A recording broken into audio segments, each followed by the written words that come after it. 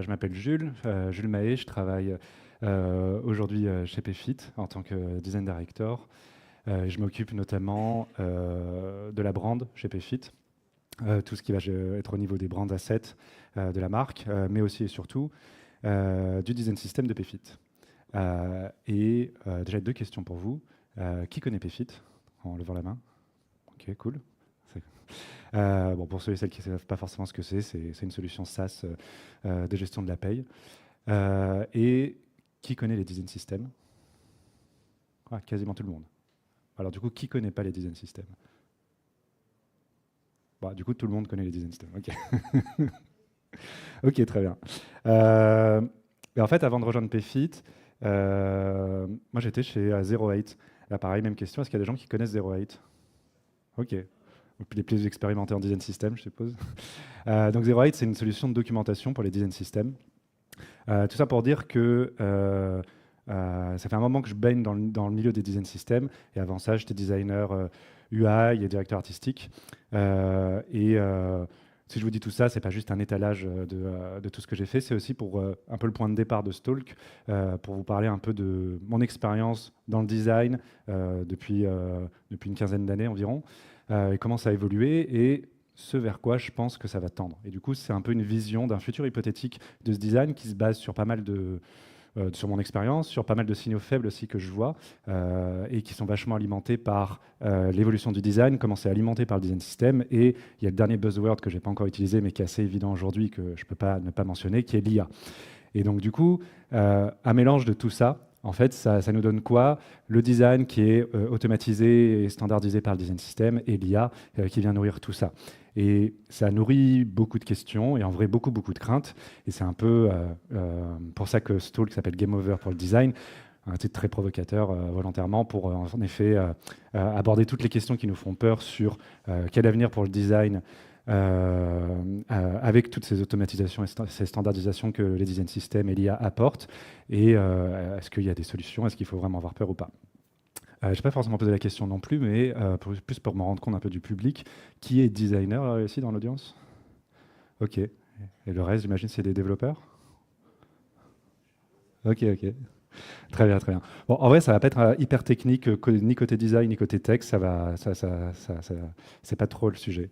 Euh, et je pense que l'une des premières craintes qu'on peut avoir avec justement toutes ces avancées autour des design systems, de l'IA, c'est une crainte de la fin de la technicité d'une certaine manière, dans le sens où on se dit, bah, en fait, l'IA, même les design systems, vont peut-être un peu nous remplacer dans le sens où bah, ça va générer automatiquement des assets, des composants, etc. Et donc, du coup, nos métiers, ils sont complètement finis parce que bah, ils font ça mieux que nous et ils font ça de manière plus automatisée. Donc, tous les techniciens, les techniciennes, parce que, en gros, c'est la fin pour eux. Et en fait, avant de répondre un peu à cette question, moi, je pense qu'il y a un parallèle qui est hyper intéressant à faire entre ce qui se passe aujourd'hui au niveau de l'IA, particulièrement, et ce qui s'est déjà passé en fait par le passé, avec une révolution que je trouve qui est assez similaire en termes d'ampleur, et dont on peut prendre pas mal, on va dire, d'inspiration, et peut-être aussi apprendre des choses sur comment ça s'est passé à cette époque et ce qu'on peut appliquer pour aujourd'hui. Et cette révolution dont je parle, c'est celle de la photographie. Parce que à l'époque de la photographie, enfin avant qu'on ait la photographie, on avait surtout des peintres qui étaient là pour, en effet, faire des portraits, des paysages, reproduire le réel. Et quand la photo est arrivée, ça a été clairement une révolution, hein, mais ça a été surtout un gros bousculement, plutôt un bouleversement pour les peintres, parce qu'ils se sont dit, bah, c'est un peu la fin pour moi, parce que, en fait, là où moi je mettais des jours, voire des semaines, voire des mois pour faire quelque chose, la photographie, ça le fait en quelques secondes.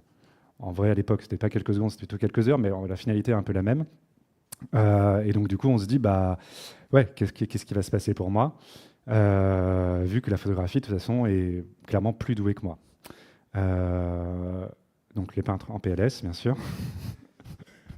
Mais je trouve que ça fait quand même vachement écho à ce qu'on est un peu en train de vivre aujourd'hui. En mode, ah bah oui, bah en fait, l'IA, elle peut générer un texte, elle peut générer du code, elle peut générer une image plus vite que moi, souvent mieux que moi. Et donc, du coup, est-ce que je vais être au chômage? Euh, je pense aujourd'hui qu'on n'est pas si fataliste aujourd'hui. On commence à avoir un tout petit peu de recul là-dessus, et on n'est pas si fataliste que ça sur le fait qu'on va vraiment nous remplacer. On a souvent ce discours de Ce que va remplacer l'IA, c'est ceux qui ne savent pas utiliser l'IA. Et en vrai, il y a un peu de ça, et c'est exactement un peu ce qui s'est aussi passé si on reste à l'époque de la photographie, parce que ces peintures, elles sont hyper intéressantes, et ça c'est un fait qui n'est pas forcément hyper connu dans l'histoire de la photographie. C'est qu'en fait ces peintures elles ont été réalisées grâce à la photographie. Et en fait ils se sont servis de la photographie pour pouvoir réaliser ces peintures-là. Et pourquoi en fait je dis ça exactement? C'est parce que la photographie, ça a aussi libéré les peintres d'une certaine manière pour pouvoir observer et reproduire des formes de position, de corps qui ne sont pas tenables dans la réalité. Pour avoir certains mouvements, mais aussi, bon là c'est pas flagrant ici, pour pouvoir aussi, on va dire, faire des travaux, on va dire, plus techniques ou à l'échelle, enfin en série de leur tableau, et typiquement par exemple pour agrandir un tableau qu'ils ont, ça leur permettait en fait de pouvoir se baser sur la photographie pour pouvoir le refaire dans un autre format. Et c'est tout là l'une des réponses à cette question sur la technicité, c'est comment en fait on peut se servir de cette révolution, non pas pour qu'elle nous remplace, mais bien sûr pour qu'elle elle augmente un petit peu notre travail. Et c'est déjà un peu ce qu'on fait aujourd'hui, en tout cas au niveau de nos métiers, où on n'est pas simplement là à lui demander de faire notre travail à notre place, mais on peut aussi utiliser des morceaux de la puissance de l'IA pour nous aider sur des tâches un peu ingrates, réparbatives. Le premier exemple est assez flagrant, enfin en tout cas c'est le plus puissant pour moi dans mon quotidien, de détourer une personne pour enlever le fond, parce que pour ceux et celles qui ont utilisé la plume sur Photoshop ou quoi, franchement c'est un calvaire.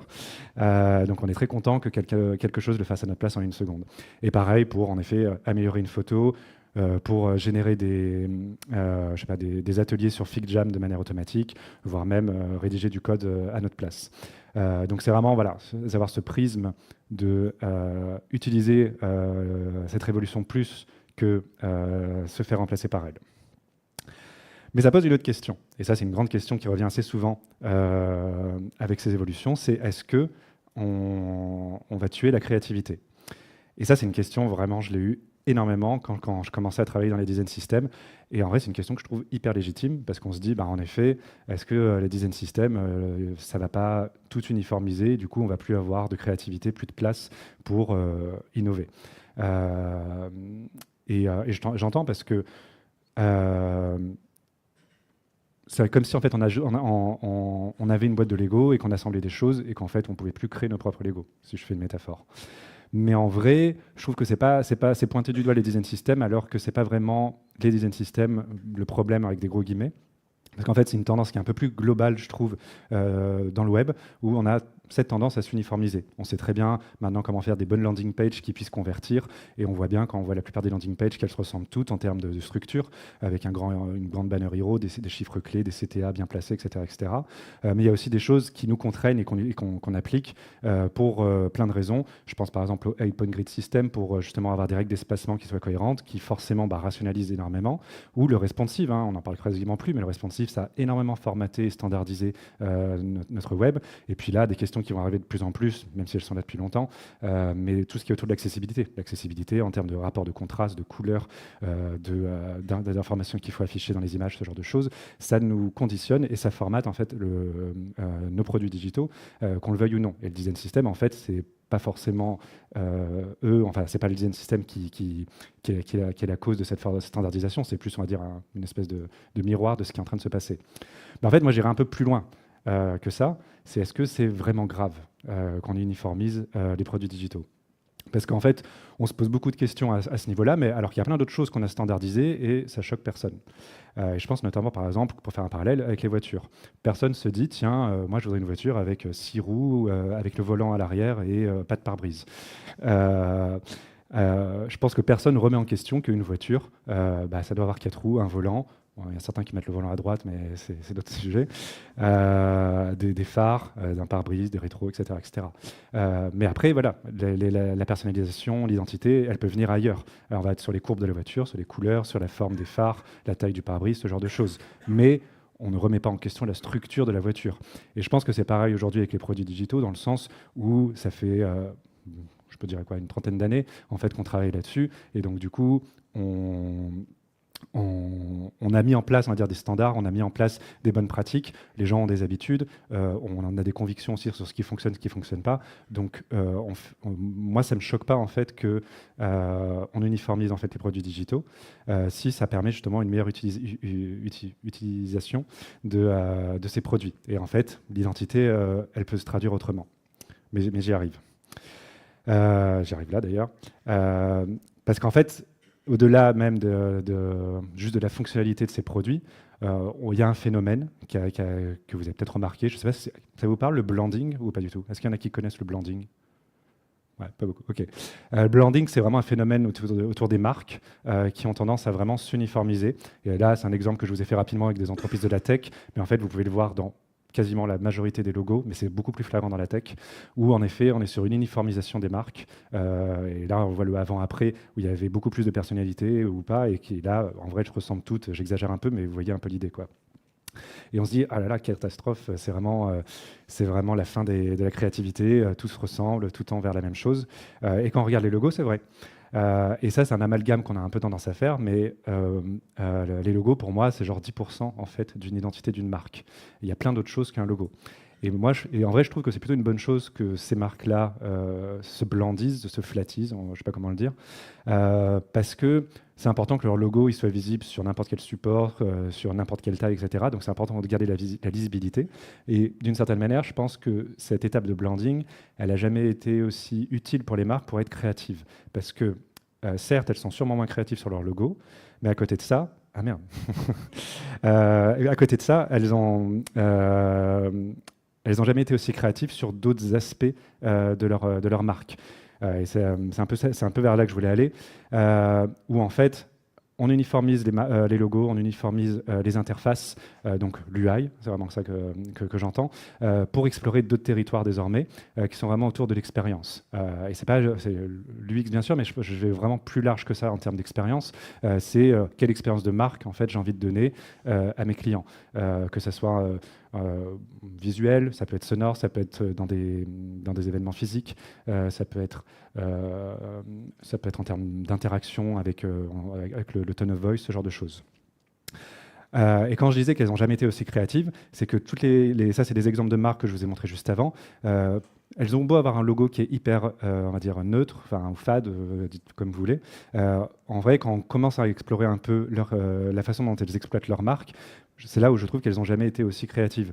Je trouve que Spotify, c'est un très bon exemple parce que ce soit le logo ou l'app qui est hyper fonctionnel et c'est important que ça soit fonctionnel, en fait, dès qu'on commence un peu à creuser autour de leur campagne print, le Spotify Wrapped aussi que vous avez chaque année, j'imagine, qui est hyper visuel, qui est hyper marqué, que ce soit les fiches des artistes, ce genre de choses. On est sur des identités qui sont hyper marquées malgré un blending qu'on avait juste avant. Donc c'est en ça pour moi que je trouve que ça a forcé sûrement les marques à explorer d'autres territoires dans leur créativité. Mais du coup, il y en a un autre où on peut se poser la question, c'est est-ce que l'IA est en train de tuer la créativité, puisqu'elle est en train de remplacer tous les designers, enfin tous ceux qui produisent du visuel. Et pour ça, on va revenir dans la photographie. Parce qu'il y a un truc que je ne vous ai pas dit aussi au niveau de la photographie, c'est plus une analyse personnelle, mais je pense que ça se vérifie, c'est que je pense qu'avant qu'il y ait la peinture, pardon, n'avait pas forcément vocation, enfin, il n'y avait pas une vraie, on va dire, sensibilité ou en tout cas une intention artistique.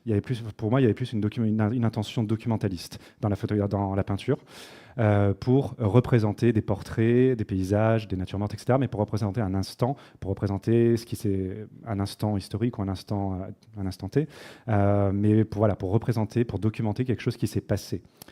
Et on le voit parce que toute la technique de ces peintures à l'époque était vraiment orientée sur avoir quelque chose le plus réaliste possible, le plus proche de la réalité. Le problème, c'est que quand la photographie est arrivée, ça a fait ce que faisaient déjà les peintres plus rapidement et mieux. Et du coup, quand les peintres étaient en panique, et ça c'est ce que je trouve le plus intéressant dans ce morceau d'histoire, ça les a forcés finalement à se réinventer et à créer quelque chose que la photographie ne pourrait pas faire. Ils se sont dit, bon, ok, j'abandonne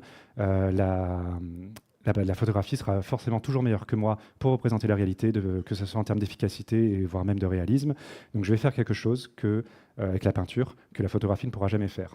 Et c'est grâce à ça, en fait, qu'on a commencé à avoir de nouveaux mouvements artistiques avec l'impressionnisme, l'expressionnisme, le pointillisme, puis après, plus tard, le cubisme et l'art abstrait. On aime ou on n'aime pas, mais c'est pas trop le point.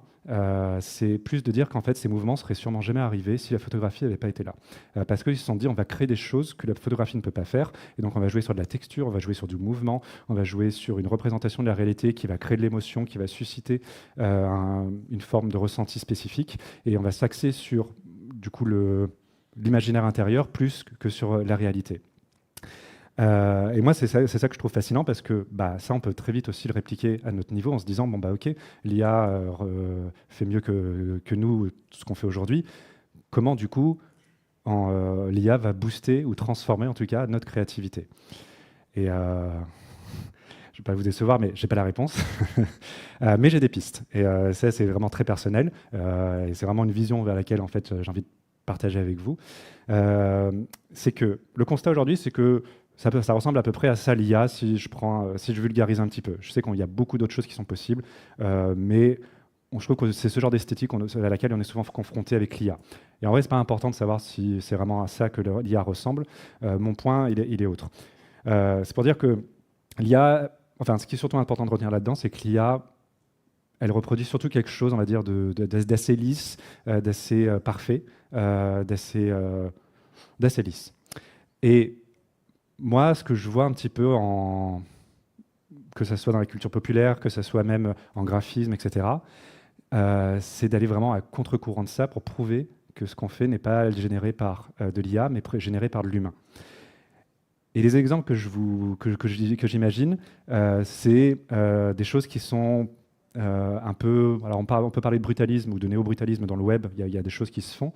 Mais par exemple, je trouve que Brat, c'est la cover du dernier album de Charli XCX. Qui connaît Brat d'ailleurs? Ok.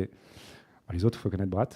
Et en fait, elle est incroyable cette pochette. Ça a même été l'objet d'études, enfin de plein d'articles et tout, parce que c'est vraiment la pochette, ce que je vous montre, c'est-à-dire c'est le truc dégueulasse, c'est sa pochette officielle.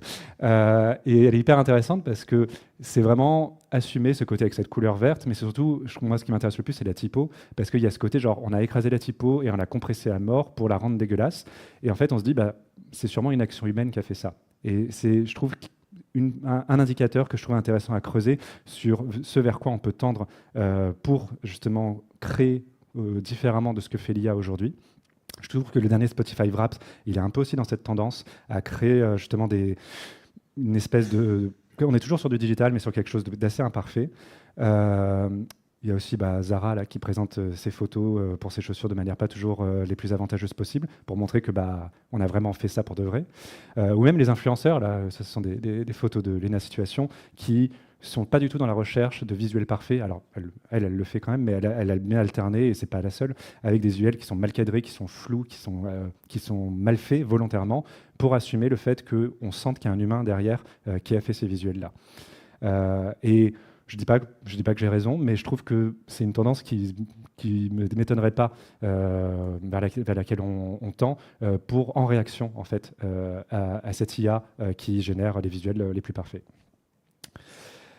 Et du coup, là, si on fait un peu un point d'étape, si on prend un peu de recul sur où on en est en termes de design, c'est un peu ma vision de vers quoi on avance. Et en fait, je trouve que ça montre un petit peu que depuis le début du web, si on nommait rapidement Flash, on a tendu rapidement vers une standardisation, que ce soit avec HTML5, avec le responsive, les design systems aujourd'hui, et aujourd'hui l'IA qui va, à mon sens, beaucoup accélérer les choses, surtout au niveau des design systems, mais du coup ça va avoir beaucoup d'impact sur nos produits en général. Et du coup là, je vous emmène assez loin avec moi dans cette vision.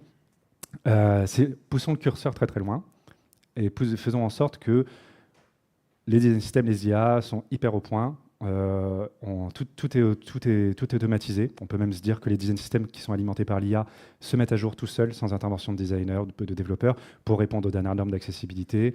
Il y a un rebranding, il s'actualise, etc. Et même moi, en tant qu'utilisateur, tout est tellement automatisé que peut-être que j'ai même plus besoin vraiment d'intervention humaine de ma part pour faire des actions. Et en fait, je me demande si on tend vers ce scénario avec plus d'automatisation, est-ce que ça veut dire qu'on a moins d'interaction écran? Et c'est important de préciser. Et du coup, est-ce que c'est pas la fin des interfaces? Alors là, c'est vraiment cette vision que j'ai envie de partager avec vous, de un futur hypothétique où en fait on n'aurait plus d'écran. J'exagère énormément avec plus d'écran, mais en tout cas, on aurait moins d'écran. Et ça, j'ai un peu envie d'y croire. Et pareil, il y a pas mal de signaux faibles que j'analyse là-dessus, que je trouve intéressants. Le premier, c'est celui sur lequel on a peut-être du mal à croire quand je vous dis ça, c'est parce que on n'est clairement pas du tout dans cette tendance aujourd'hui, puisqu'on a un rapport à nos écrans qui est hyper fort. Et je pense que tout le monde ici, j'imagine, a un rapport aux écrans assez prononcé sur les réseaux sociaux. On se couche avec nos téléphones, on se réveille avec nos téléphones. On a une boulimie des écrans et ça échappe à personne. Mais on en a conscience. Moi, j'ai tendance à croire qu'on va aussi réagir on va avoir une réaction face à ça. On va essayer de sortir justement de cette addiction d'une manière ou d'une autre. Et il y a déjà des choses qui se font parce qu'on a des détox digitales. On en a conscience, donc c'est une première étape. Et surtout, il y a des premières choses qui je trouve, commencent à émerger dans ce sens-là. Il y en a plusieurs que je voudrais analyser là-dessus sur cette image. Qui sont plus ou moins flagrantes, on va dire. Enfin, c'est des degrés différents. Donc c'est pour ça que je vous dis c'est vraiment des signaux faibles. La première, ça fait un petit moment, mais sur la façon dont on discute avec les gens. Je pense que ça dépend des générations peut-être, ou des usages, mais on a moins tendance à envoyer des messages et on a plus tendance à envoyer des vocaux. Ce qui, pour moi, est déjà une forme d'éloignement de l'écran, parce qu'on interagit moins avec l'écran. Et surtout, je pense que c'est aussi une bonne manière de ramener l'humain que j'évoquais tout à l'heure, parce que on s'évite, on va dire, tous les quiproquos qui peuvent passer dans le texte, parce qu'il n'y a pas le bon emoji ou la bonne intonation n'est pas écrit, et le vocal, en fait, apporte cette touche d'humanité. Si on reste dans l'audio, moi, j'étais hyper intéressé il y a quelques années avec Clubhouse. Qui connaît Clubhouse? Ok. Bon, Clubhouse, c'était vraiment un réseau social tourné vers l'audio. Donc il y avait bien sûr un écran, mais en fait, au final, on s'en foutait de l'app. Et en fait, tout passait par l'audio, où en fait, les gens discutaient. C'est exactement ce qu'a repris Twitter ensuite, plus tard, ça s'appelait Twitter Spaces, où on crée des salons. Et c'était comme une espèce de radio où les gens parlaient, on pouvait faire venir les gens sur scène. Et donc c'était vraiment réinventer un réseau social, mais sans image. Bien sûr, il y a nos téléphones qui nous indiquent le temps qu'on passe maintenant sur nos écrans. Il y a des événements aussi, j'en ai assisté à certains, où en fait, c'est des événements sans téléphone. On doit mettre le téléphone dans une pochette verrouillée et c'est interdit, enfin, on ne peut pas l'utiliser de toute façon. Bien sûr, il y a tous les assistants vocaux, HumanPin dernièrement. Et il y a aussi celui-là qui n'est pas du tout connu, mais alors je trouvais que c'était une super idée, c'est de Snapchat. C'est le drone de Snapchat qui s'appelait le Pixie, je crois. Qui était hyper intéressant parce qu'en fait, il n'était pas là pour tuer un usage, mais pour en remplacer un. C'est-à-dire qu'en gros, vous faites une balade sur la plage, vous faites un anniversaire, un barbecue, etc. Le drone est en autonomie pour vous filmer, vous prendre en photo et vous restituer en fait tous les moments clés de votre journée avec vos amis. Et en fait, ça remplace tout à fait ce que nous on fait, mais qui nous rend esclaves de nos téléphones pour immortaliser ces moments-là. Et ça, je trouvais que c'était aussi une très bonne idée pour nous rendre un peu de liberté. Et quand je vais dans la culture populaire, il y a un truc que je trouve intéressant. Je sais que c'est pas flagrant là avec Beyoncé, vous voyez pas forcément le rapport. Mais en vrai, je trouve que c'est pas anodin quand on voit que pendant toutes les années 2010, c'était vraiment la reine des visuels. En 2013, elle sort son album qui s'appelle Beyoncé et où elle sort un clip par titre. C'est-à-dire que tout l'album a droit à un clip. C'est pas juste les singles. En 2016, elle va encore plus loin, puisque quand elle sort son album Lemonade, elle fait un film de un peu plus d'1 heure, où elle utilise son album comme support, comme bande sonore, on va dire. Et du coup, c'est son marketing, c'est sa façon de fonctionner, de faire de la musique, mais surtout de proposer, on va dire, un énorme univers visuel qui s'accompagne avec ça. Et tout le monde l'attend là-dessus.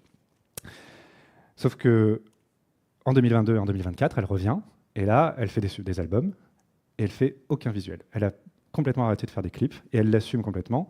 Et elle dit, moi je pense qu'on a une époque où il y a beaucoup trop de visuels, et où justement on devrait se focaliser dans son cas, sur la voix, sur sa musique.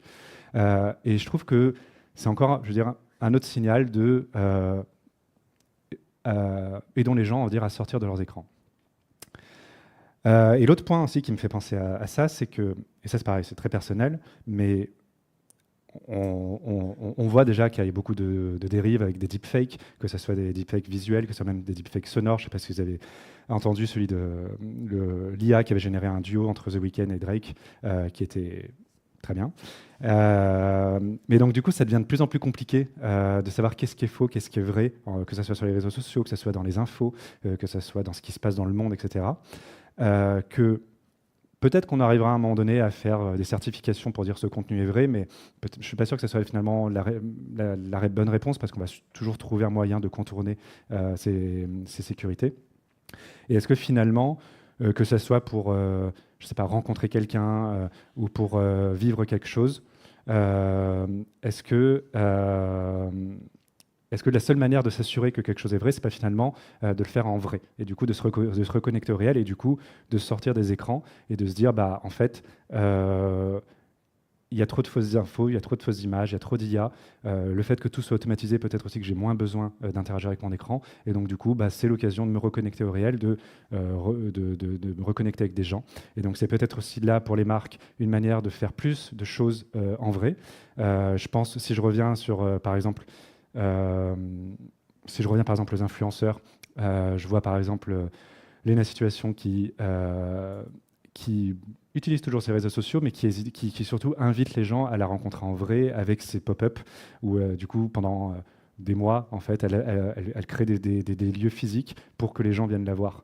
Et je trouve que c'est aller dans ce sens pour justement aller à contre-courant de ce qu'on peut voir sur les réseaux sociaux, qu'est-ce qui est vrai, qu'est-ce qui n'est pas vrai, et montrer, on va dire, une image plus authentique d'eux. Et aujourd'hui même, on le voit sur les applis de rencontre, avec le nombre de fakes, des IA qui sont aussi là pour inciter les gens à payer parce qu'ils pensent parler à des vraies personnes. Donc on se dit, à un moment donné, ça va être trop compliqué de dissocier le vrai du faux. Sortons des écrans pour s'assurer que quelque chose est réel. Mais du coup, ça pose une autre question. C'est, OK, très bien, on n'a plus d'écran. Donc comment on repense les interactions sans écran? C'est vrai que c'est un petit challenge. Mais en vrai, il y a déjà des pistes qu'on a étudiées. Je pense que les plus évidentes, c'est celles que je vous ai un peu présentées avant, au niveau de la voix, au niveau du son. Mais il y a aussi d'autres choses qui sont déjà en place et qui, je pense, ne demandent qu'à être émergées, que ce soit sur l'Apple Watch avec le double tap, qui permet de lancer des actions sans avoir à interagir avec l'écran. Je crois que c'est Google aussi qui permet d'avoir une espèce de radar pour pouvoir interagir avec l'écran sans le toucher. Il y a tout ce qui se passe aussi au niveau haptique, je pense aussi au niveau des vibrations. Ça permet, et je trouve que ça se fait déjà chez iOS, où on a différents types de vibrations en fonction des notifications. Ou avec dernièrement Meta, avec ses lunettes, qui sont intéressantes parce que même si on pourrait croire qu'il y a un écran, mais en vrai il y en a un, c'est vraiment, on va dire, je trouve qu'il y a vraiment un côté, on veut libérer les gens de leur écran parce que ça reste un smartphone d'une certaine manière, ces lunettes. C'est-à-dire qu'elles refont les mêmes actions, c'est-à-dire téléphoner, capturer une vidéo, une image, écouter de la musique, mais sans passer par un écran. Tout passe par des commandes vocales, par de la conduction osseuse, ce genre de choses. J'exagère un petit peu parce que je sais qu'il y a un tout petit écran pour faire du FaceTime ou quoi, mais finalement c'est très anecdotique et c'est vraiment une ambition finalement de libérer en fait nos mains avec ces lunettes-là. Je pense qu'on peut même aller plus loin. Quand je parlais d'haptique et de vibration, il y a aussi peut-être des choses à étudier autour de la température. Peut-être qu'il y a des capteurs qui pourraient même nous faire rajouter des sensations pour indiquer des feedbacks ou pour créer des interactions d'une autre nature. Mais donc du coup, pour nos métiers, est-ce que ça veut dire que tous les designers UI sont morts? En vrai, peut-être, mais c'est pas très grave. Et pour ça, peut-être qu'il faut, encore une fois, un petit clin d'œil au passé, parce que ça, c'est deux bons exemples de peintres qui se sont reconvertis en tant que photographes. Et je pense que c'est assez évident pour nous de nous dire que le métier qu'on fait aujourd'hui va sûrement être différent demain. Et en fait, c'est déjà le cas. J'imagine pour vous, ça dépend depuis combien de temps vous travaillez, mais moi, je sais que depuis que j'ai commencé à travailler, que ce soit mes responsabilités, mon périmètre et mon titre, n'ont jamais été les mêmes quasiment d'une année à l'autre. J'exagère un peu, mais ce que je faisais il y a 5 ans n'a rien à voir avec ce que je fais aujourd'hui, et je suis sûr que ça sera pas la même chose dans 5 ans non plus. Tout ça pour dire que ça fait partie, je pense, de l'ADN de nos métiers, entre guillemets, de s'adapter au changement, de l'embrasser d'une certaine manière, et et d'assumer le fait qu'il y ait des évolutions perpétuelles. Et en tout cas, enfin, je pense qu'on l'accepte, et si vous ne l'avez pas accepté, il y a tout intérêt à l'accepter parce que à lutter contre le changement, en fait, vous y perdrez. Donc du coup, oui, bien sûr que l'avenir de nos métiers est incertain dans le sens où on ne sait pas ce qui va devenir. Je ne dirais pas qu'il est incertain sur le fait qu'il va mourir, mais en vrai, ce n'est pas forcément différent de ce qui se passait déjà avant l'IA. Donc tout ça pour dire que, je pense que vous me voyez venir, mais qu'évidemment, ce n'est pas une fin en soi, tout ce qui se passe avec ces automatisations, ces révolutions, mais c'est justement plutôt des opportunités qui sont à saisir. Et que l'IA, les design systems, l'automatisation, etc., c'est surtout en fait des game changers pour nos métiers, pour les marques, pour notre quotidien, et que c'est juste à nous de saisir en fait ces bonnes opportunités pour pouvoir se réinventer. Si ça vous intéresse d'aller un peu plus loin là-dessus, il y a 2 articles que j'ai écrits à ce sujet. Le premier, qui est un peu tout ce que je vous ai fait en parallèle entre la photographie et l'IA, qui reprend un peu les grandes lignes de ce que je vous ai présenté, qui va un petit peu plus loin, mais qui synthétise un peu tout ce parallèle que je vous ai partagé. Et le deuxième, donc design system sans écran, ça revient un peu à toute cette analogie sur la boulimie des écrans qu'on a aujourd'hui, comment en fait on peut réinventer des interactions sans écran, et du coup après on fait qu'un focus un peu plus spécifique sur les design systems et comment les design systems du coup peuvent s'adapter à des interactions autres qu'un écran. Merci beaucoup de m'avoir écouté.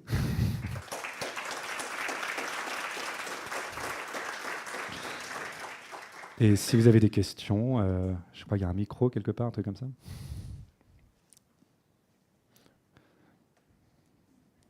Il reste un peu plus de 10 minutes pour des questions. Bonjour. Oh, ça marche. Donc déjà, les vocaux sur WhatsApp, c'est l'enfer. Il faut attendre la fin de la conférence pour savoir ce que la personne veut. Donc déjà, je ne suis pas d'accord avec les vocaux. J'ai pas dit que c'était bien. Hein. Non, mais c'est pas ma vraie question. Ma vraie question, c'est plus, tu parlais du fait que l'IA fait des designs parfaits, assez lisses. Est-ce que tu penses pas et que du coup, l'humain va faire des trucs plus humains? Est-ce que tu penses pas que l'IA va faire des trucs plus humains et que du coup, l'aspect plus humain va disparaître? Oui, c'est possible. Là, c'est vrai que c'était un peu, on va dire, une vision à un instant T aujourd'hui. Mon point en fait derrière, c'est surtout de dire que quand je fais le parallèle avec la photographie, où en fait on va faire quelque chose que l'IA ne fait pas, que la photo ne fait pas, c'est vraiment comment créativement on va trouver quelque chose qui va nous permettre de nous différencier de l'IA. Ça, c'est la piste que j'ai proposée parce que c'est celle à laquelle ça me fait penser, pas juste par rapport à l'IA. Hein. D'ailleurs, quand je présentais les pistes, c'était aussi ce que je voyais aujourd'hui vraiment qui se fait en graphisme, sur les réseaux sociaux, etc. Donc c'est aussi une tendance en dehors de l'IA qui émerge. Et puis oui, peut-être que l'IA imitera sûrement des choses imparfaites. Je suis curieux de voir en vrai ce que ça donne.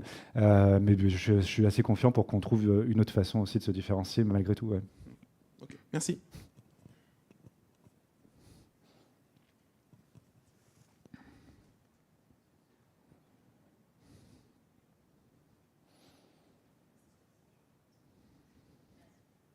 Merci pour ta conférence, déjà, très intéressant. Je me demandais du coup si aujourd'hui dans ton équipe, donc toi ou quelqu'un dans ton équipe, vous utilisez de manière très concrète en fait l'IA, et si oui, de quelle manière en fait dans votre quotidien? Est-ce que c'est, je sais pas, sous forme d'outils, sous forme pour simplifier des process, ce genre de choses? Parce que c'est vrai qu'on entend toujours, beaucoup aujourd'hui dire vous voyez, ça peut nous aider quand on code par exemple. On fait, mais moi dans mon travail, je suis product designer, je ne code pas en fait, quasiment pas. Ça peut m'arriver pour certains trucs, mais c'est vrai que parfois on a du mal à savoir comment s'en servir au quotidien. C'est une impression en tout cas. Ouais.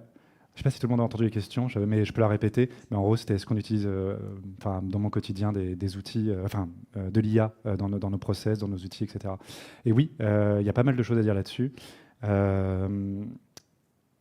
Du coup, pour mettre un peu le contexte, moi je suis vraiment côté design et du coup sur la partie brand dans la boîte où je suis.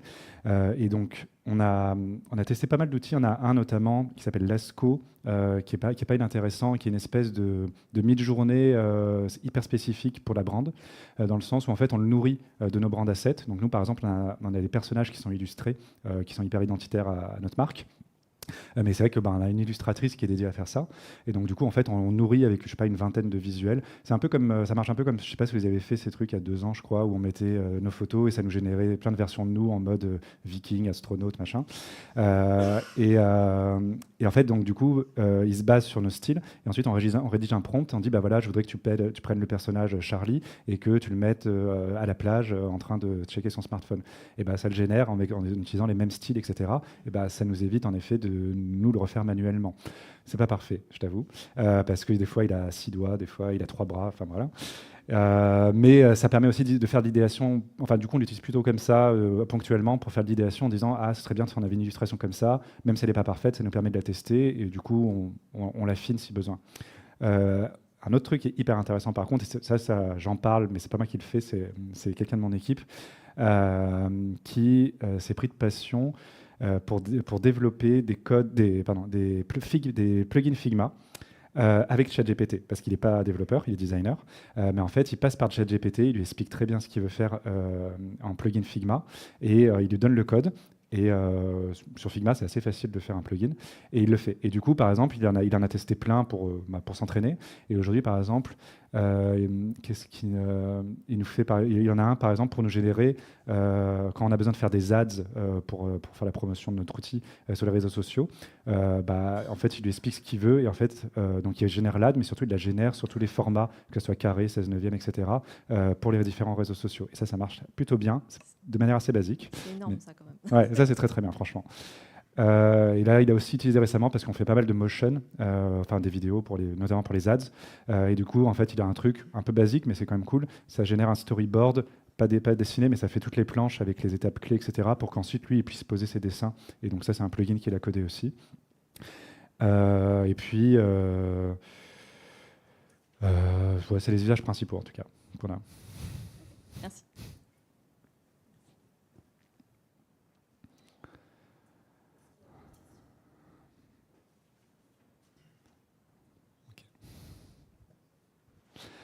Bah, merci beaucoup en tout cas.